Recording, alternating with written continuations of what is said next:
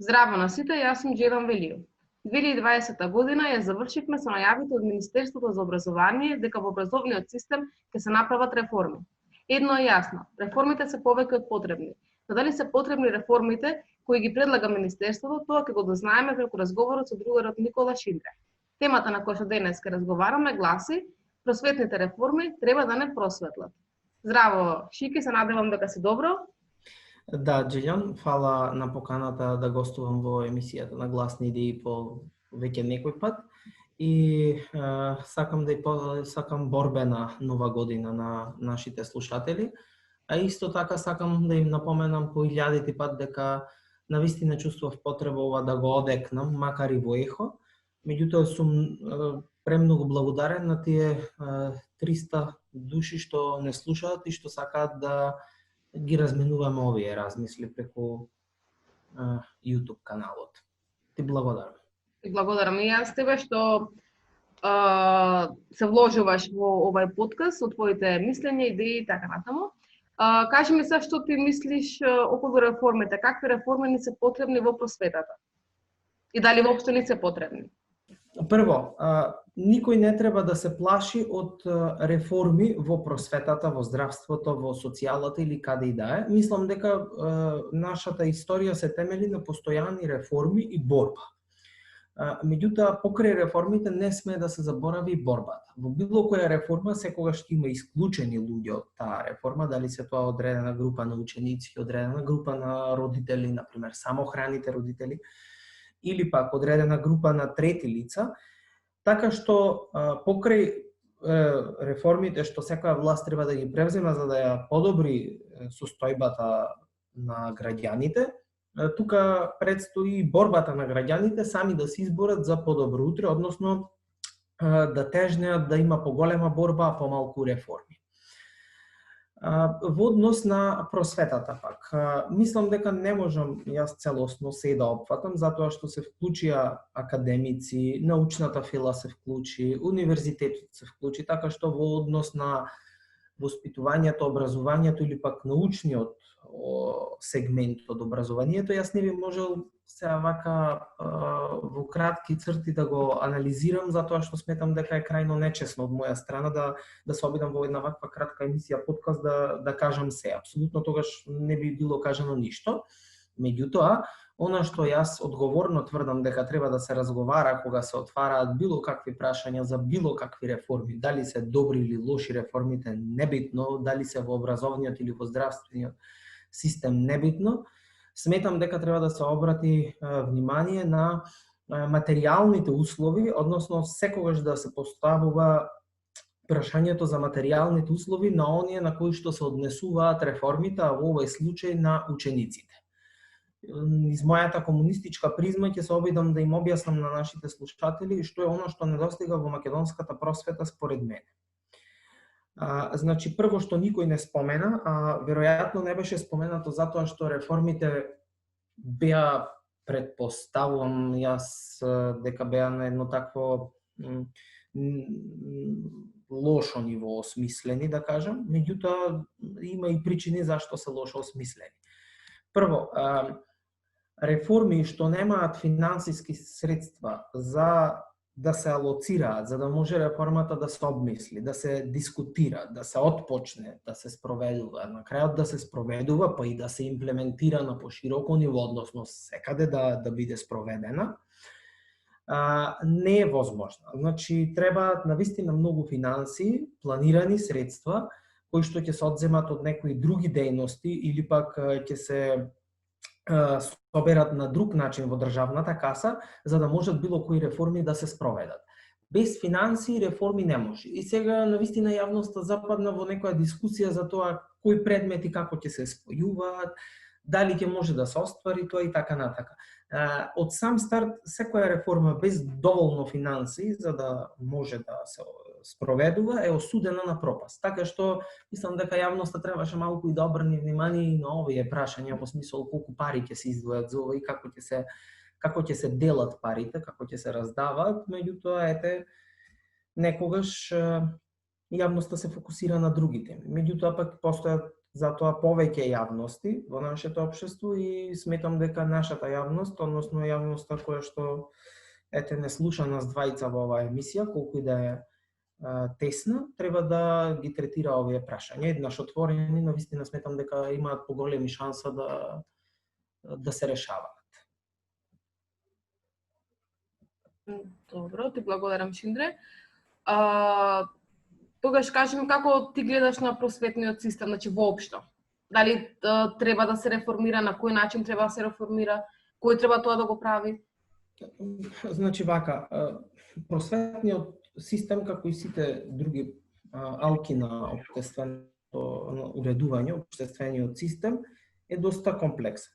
Во однос на она што можам јас да го кажам, а што и веројатно е на сите им е многу добро уочливо, тоа е дека просветата се состои од организиран систем на пренесување на знаење преку образование и воспитание на младите и преку научниот сегмент кој што до некаде би требало да го има, затоа што сепак се работи за пренесување на знаење. Тоа значи дека учениците не треба само да се образуваат, меѓутоа и да се воспитуваат во образовниот систем. Почнам да зборувам за воспитувањето. Тоа опфаќа подучување на начинот на диета, односно исхрана на ученикот.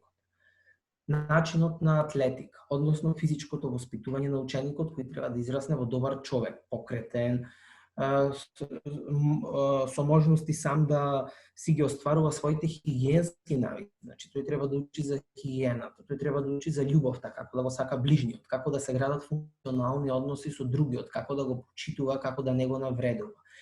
Конечно, тој треба да се учи низ која призма треба да преиспитува тоа што му се кажува. Значи, тој да има способност да го преиспита и авторитетот што му ги налага овие работи.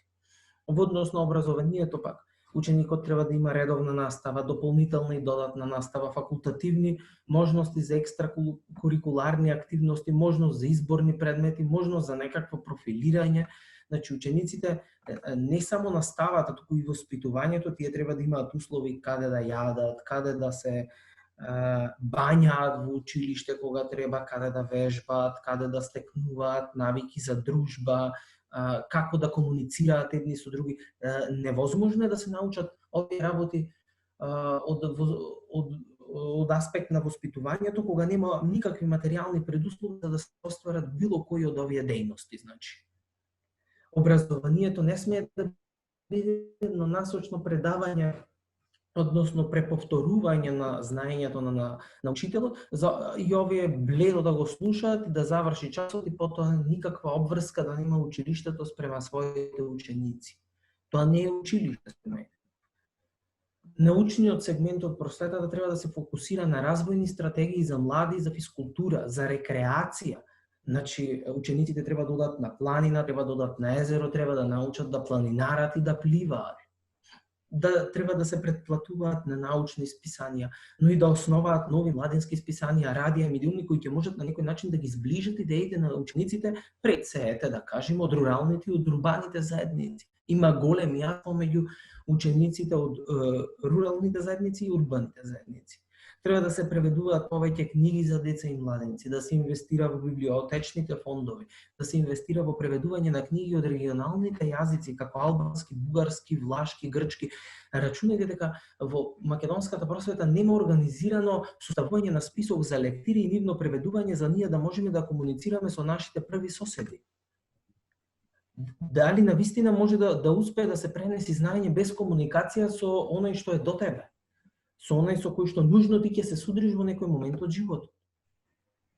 Образованието не може да се сваќа вака еднонасочно. Образованието, односно училиштето, треба да има културен домен на активности. Треба да се однесува тоа на можностите секој млад човек да посети опера или балет, да гледа театарска представа, да гледа кино, да се развива некоја културна афирмација на достигнувањето на македонската културна сцена, па и балканската. Разликите помеѓу Скопје и останатиот дел од Македонија растат рапидно. И тоа за волја на вистината не е затоа што во Скопје животот е многу подобар, туку затоа што во овие мизерни материјални услови може би има некаква можност во Скопје да се види нешто поразлично од она што може да се види во Струница, Прилеп или Битола. Значи во многу градови немаат луѓето киносали затворени се, немаат во Прилеп Татарот нема зграда, во Куманово се распаѓа. Во Охрид нема, не е решен тој статус. Како учениците ќе научат што е драма, што е филм, како тие ќе восприемат уметноста, нема еден камерен оркестар ни издржават што ќе свири некоја класична музика, како ќе го восприемаат? Тоа нема една мандолина останато по училиштата, се распад систем. Мислам, зашто ќе разговараме ние, какви можности нуди тоа образование и какви реформи пред се би му биле потребни, за да бидат училиштата место каде што секој еден ученик ќе се чувствува сигурно. Тие треба да грижи за социјалните прашања на учениците. Тоа опфаќа фокусирање на грижата и вреднување на материјалните услови во кои што живеат учениците, обраќање внимание на оние ученици што доаѓаат од дисфункционални семејства, меѓутоа и работење со родителите и од функционалните семејства. Државата низ овие институции што моментално ги нема или не работат задачата онака како што треба да го вдахни образованието на подолг рок, односно и родителите да учат преку своите деца. Значи, може да се градат функционални семејства во иднина, за да можат да се спасат човечки судбини. Младите треба еден ден да прераснат во луѓе кои што ќе ги почитуваат другите, ќе разбираат за туѓата тага и неволја. Конечно, не може никако ниту едно училиште да биде добро доколку не води здравствена грижа за учениците, доколку нема здравствена заштита, план за здравствена заштита за учениците. Диспанзерите за школска медицина и стоматологија се одамна укинати, немало никакви нови вработувања или пак ако имало навистина било само за оперативно да може да функционираат. По детските градинки, основните училиштата нема веќе училишни амбуланти каде што порано имаше педиатри и стоматолози кои што ќе водат грижа за учениците. Овие основни сегменти, значи образување, воспитување, научниот сегмент, културниот, социјалниот, здравствениот се основните столбови на просветниот систем. Јас не знам за какви реформи се разговара ако дел од овие услови не се исполнети. Или пак ако не се разговара за како треба да ги достигнеме овие цели. Јас се извинувам, но мислам дека бесплатна храна за секој ученик, бесплатна здравствена заштита, социјален работник кога му е потребен или психолог, наставни помагала, исписанија, книги, мислам дека тоа е нешто за кое што ако не разговараме отворено, бидејќи моментално го нема, ние сме на работ да немаме никаква просвета. Така што не знам како може да се дискутира за просветни реформи кога не се исполнети овие материјални услови. Јас немам видено некој на гладен стомак да научи стихотворба на памет. Донесе еден човек на гладен стомак, 3 дена гладен да го држиме, да изусти стихотворба на памет. Да ја знае ќе ја заборави. Да, апсолутно се оправо и сето ова што го кажа е потребно да се воведе во образовниот систем. Порано дел од ова го имало, но во последните 30 години ништо нели од ова нема, знаеме. Но сето ова убаво звучи, но исто така звучи како мисловна именка. Така што како сето ова може да се спроведе, на кој начин? Значи, прво, јас не можам, значи не знам на кој начин ова треба да се спроведе, но ако сакаме да размислуваме во таа насока, во еден ден во иднина да добиеме некакво поквалитетно образование, значи оно што сите го забораваат, јас не го заборавам и сакам да го напоменам дека јас под материјални услови не подразбирам само купување на книги или инвестирање во училишни сали, спортски сали или училишни згради. Тоа навистина да, значи има училишта кои што се во распад, има училишта кои што немаат пристап до вода. Значи во 21 век во Македонија имаме училишта кои што немаат пристап до вода. Не само до канализација. Значи до вода. Гледачите треба да го знаат тоа дека има основни училишта во Република Македонија кои што немаат пристап до вода. Значи, кои што немаат тоалет каде што можат учениците раце да се измијат. Па пандемија има, мислам и да нема пандемија, каква хигиена ќе научат учениците ако нема каде да се измијат раце после мочање? Кој научил хигиена ако нема чешма дома?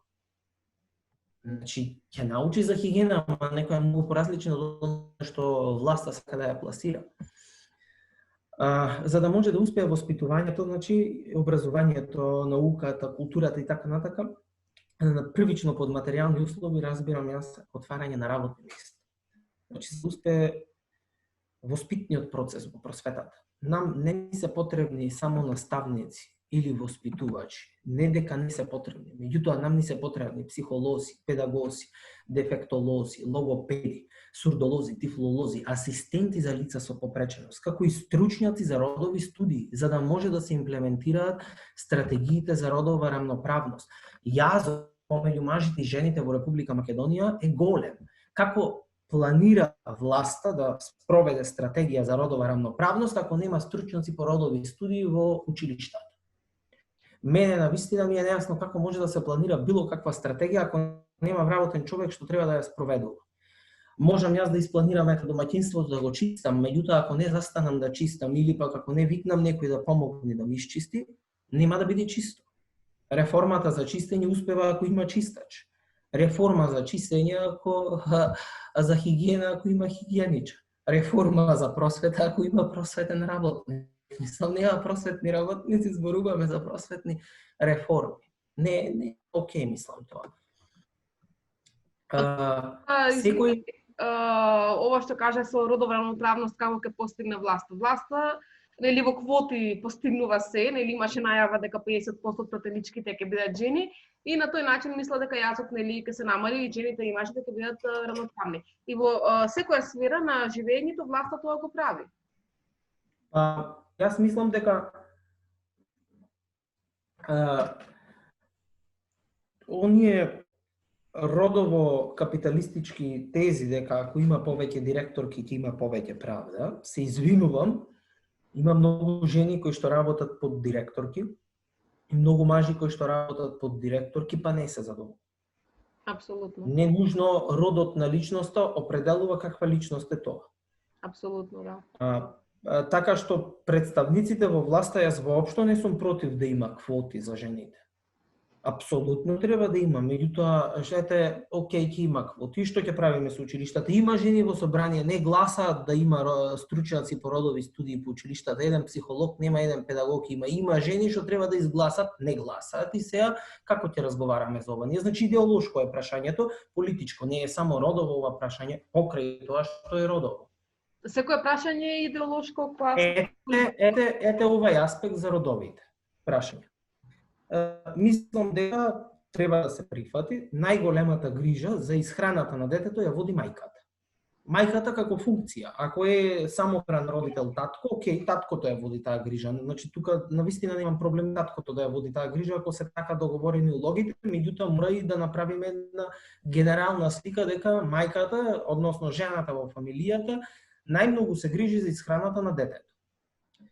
Секој ученик треба да има минимум еден топол оброк и 2 ужини во текот на училишниот ден.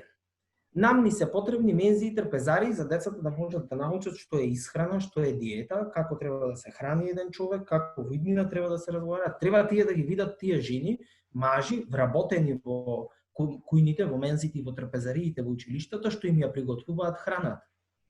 Колку невработени родители има на учениците на сите училишта? Може еден од родителите да се вработи во училиштето да биде готвач, или трпезар, или хигиеничар во менза и така натака. Како може 7 час да почнува секогаш? Знам дека сте гладни, ве молам издржете, ќе си одите дома. Секој 7 час во сите училишта во нашата држава почнува така. Знам дека сте гладни, молам, не вревете, ќе ве пуштам побрзо да заврши. Да. Грижа за ученикот на училиштето е тоа. Знам дека си гладен, почекај ќе си одиш. Уште ова лекција да се научи. А дали може да учи детето кога е гладен? Тоа што го спомна претходно. Ма не само таму, туку значи може би нема дома готов ручок. Работат во смени родителите. И не само мензи, кујни, значи кујна, трпезари и менза веќе секаде, меѓутоа има значи училишта во посиромашни средини што власта исто така на многу дегутантен начин ги крие овие социјални прашања, меѓутоа во сите рурални училишта треба да има соодветни бањи за децата. Значи во руралните средини треба да ни е јасно дека значаен дел од населението нема соодветни санитарни услови во домаќинствата. Значи, околу 35%, се ова не можам да го тврдам, меѓутоа ете да кажеме дека значителен процент од населението во Македонија нема соодветни санитарни услови дома. Зарем тие ученици не треба да се избањаат на училиште ако немаат доволно добри услови дома? Тоа треба да биде предвидено. Како може тоа да нема училиштето бања, а е во рурална средина?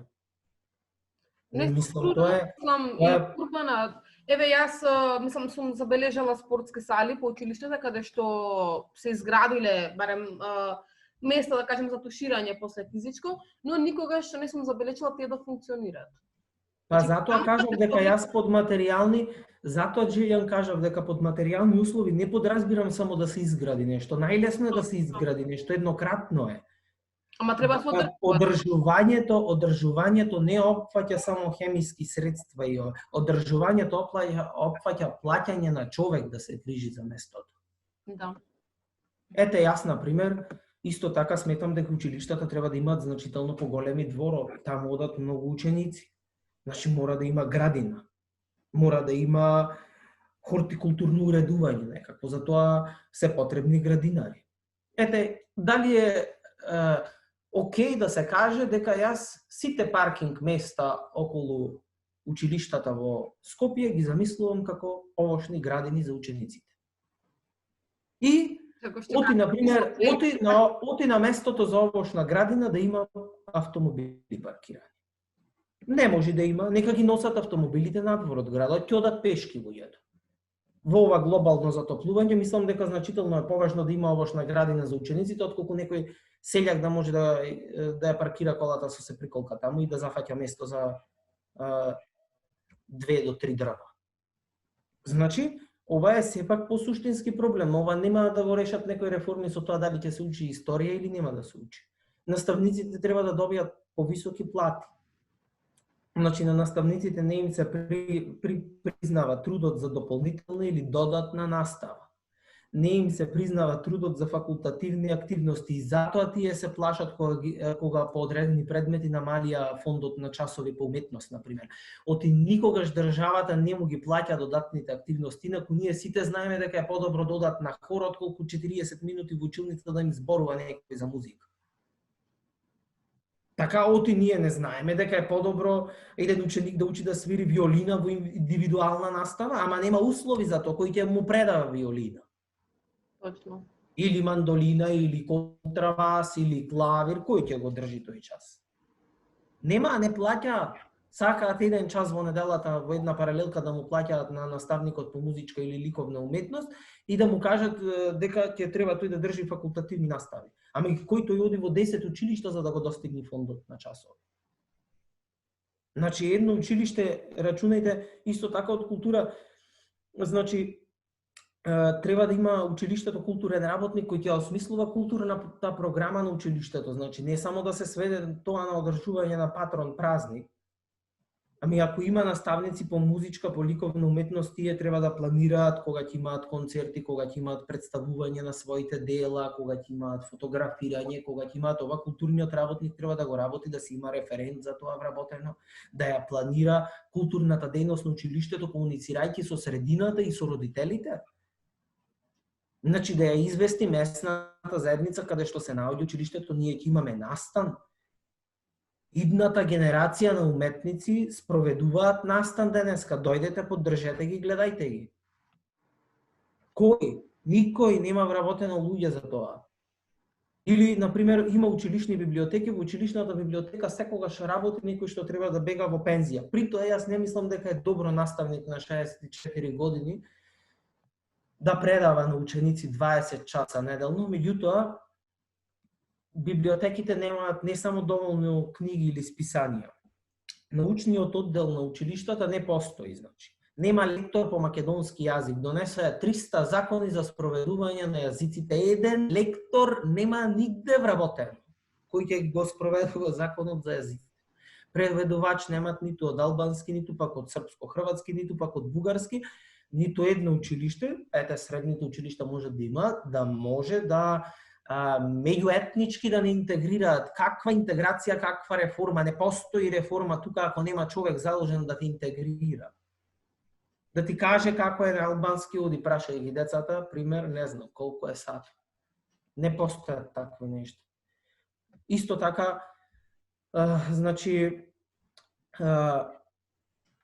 социјалната заштита нема вработено, училиштето значи нема вработено ниту социјален работник, ниту психолог. Децата во ризик се оставени сами на себе, значи има еден куп проекти каде што имаат обуки. Нови вработувања нема. Значи, веројатно треба да се направи некоја стратегија на колку ученици треба да има психолог, логопед. Оти кога ќе го остават тоа според потребите, или во зависност од можностите, нема ниту еден. Нема ниту еден никаде вработен. Дополнително, училиштата треба да почнат да бараат решавање на здравствениот статус на осигурување на учениците. Значи, не може учениците да се осигурани само според правото на родителите. Може би некој родител ќе изгуби работа, нема да може да го осигура своето дете. Училиштето треба да биде сигурно за сите деца, да има педијатар, стоматолог, специјалист по училишна медицина, да водат грижа сите за нив, ако е болно да може само да се јави, да не го прашуваат дали имаш плави картони или осигурување. Каков однос е тој на училиштето спрема учениците? Каква реформа тоа училиште може да спроведи? Никаква. Ништо. Значи, така што, мислам дека ова е добро што се отвори прашања за реформи, меѓутоа ова реформа, како и многу други што ги планираат веројатно и што ќе излезат во јавност, е бадијала да се зборува ако нема луѓе. Пред се за ова треба луѓе. Ако училиштата издействуваат дел од овие вработувања да се остварат, зборувам нормално со подигнување на јавната свест за овие прашања, тогаш мислам дека многу полесно ќе можат да се реновираат училишните згради.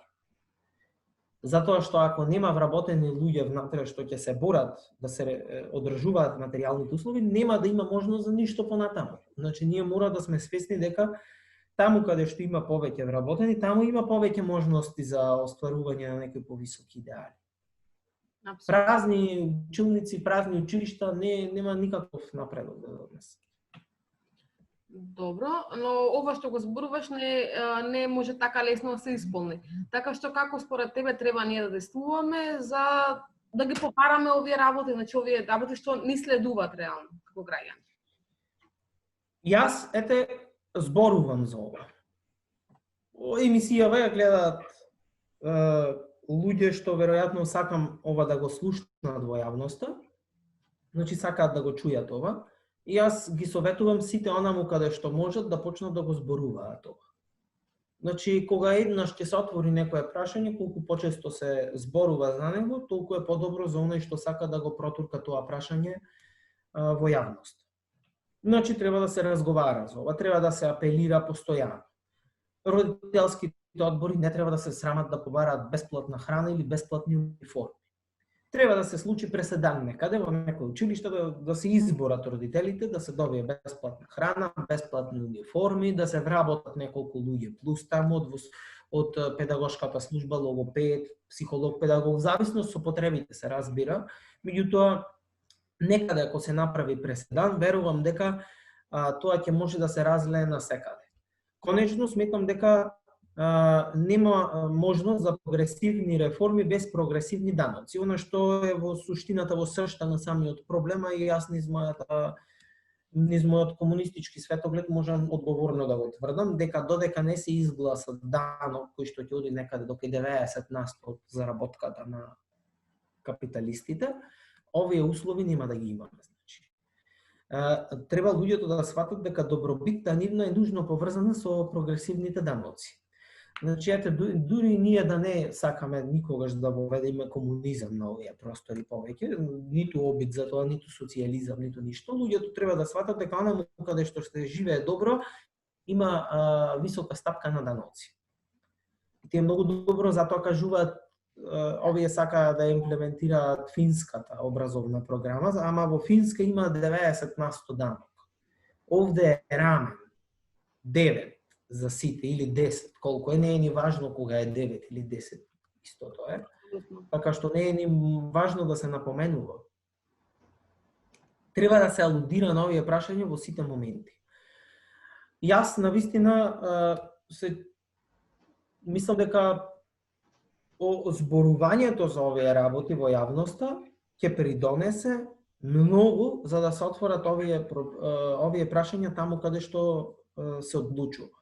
Значи треба да сме свесни дека и покрај тоа што јас зборувам за ова, јас немам никаков мандат или моќ или било како да издејствувам промени. Ниту пак нашите гледачи, треба да сме реални.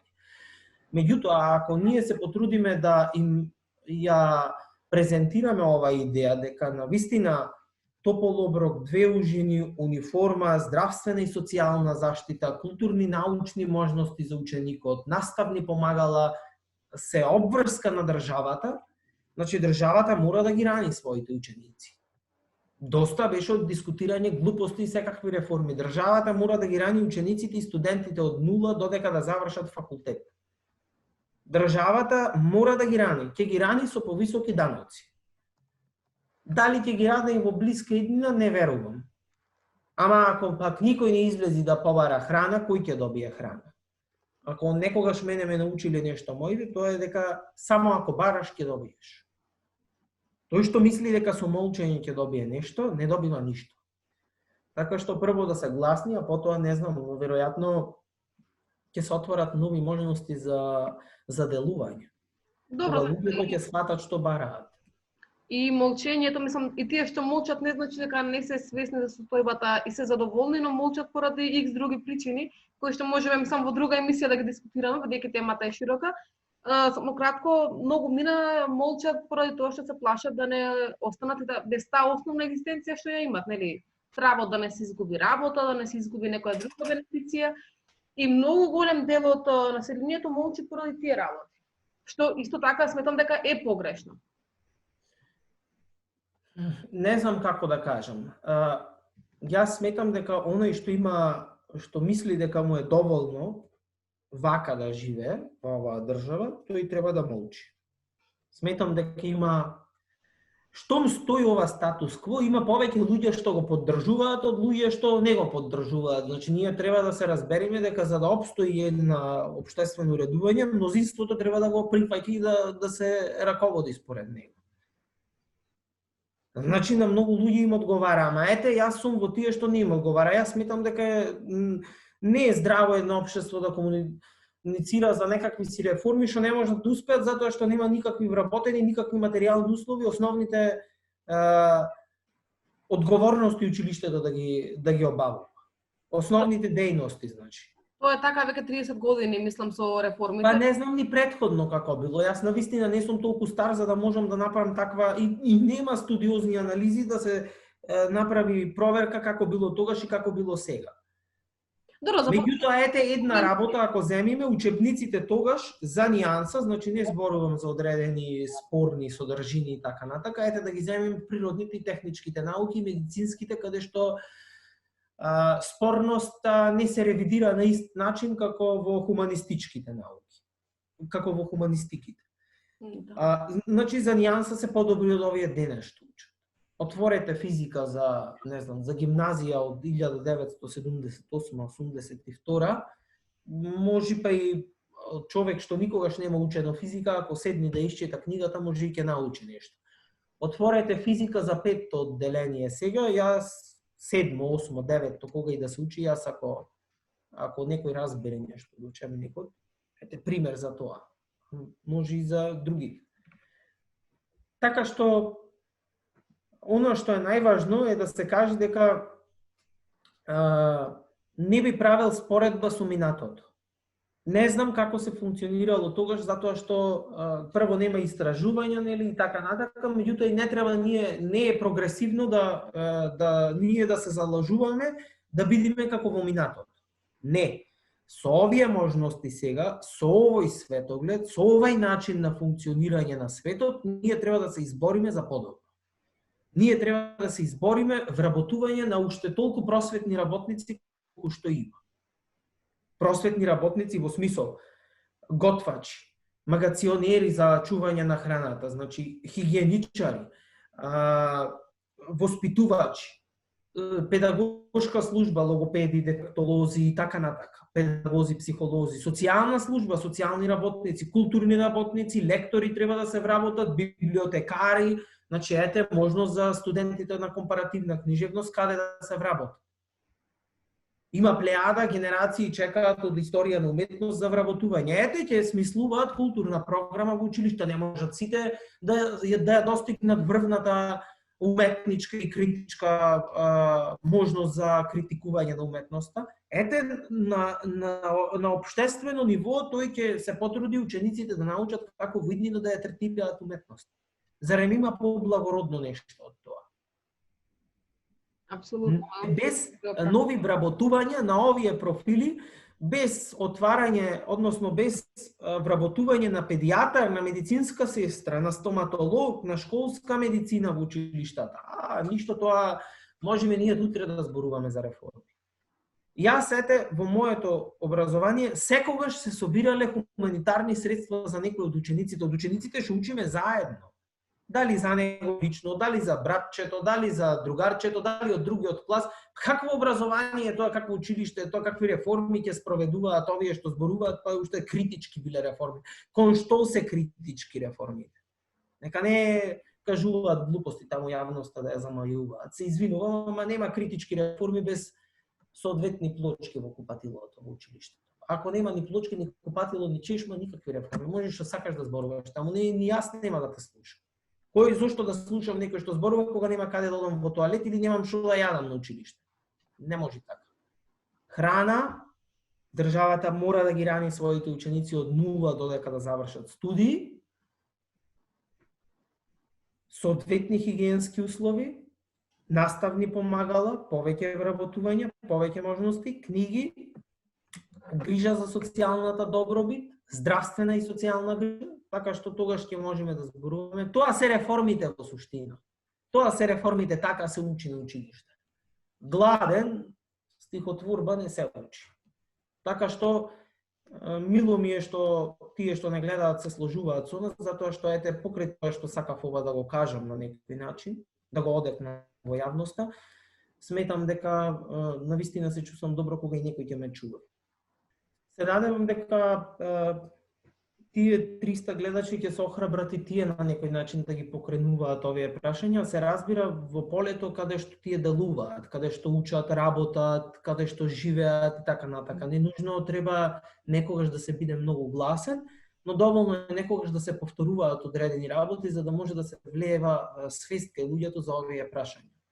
Така што сметам дека ова се реформите што треба да се остварат. Без овие материјални предуслови можеме да зборуваме за критичка педагогија, можеме да зборуваме за критичка епистемологија, можеме да зборуваме за радикален феминизам и така натака. Топол оброк на маса решава многу повеќе прашања. Точно. Ти благодарам, Шиндре, ако немаш што да додадеш.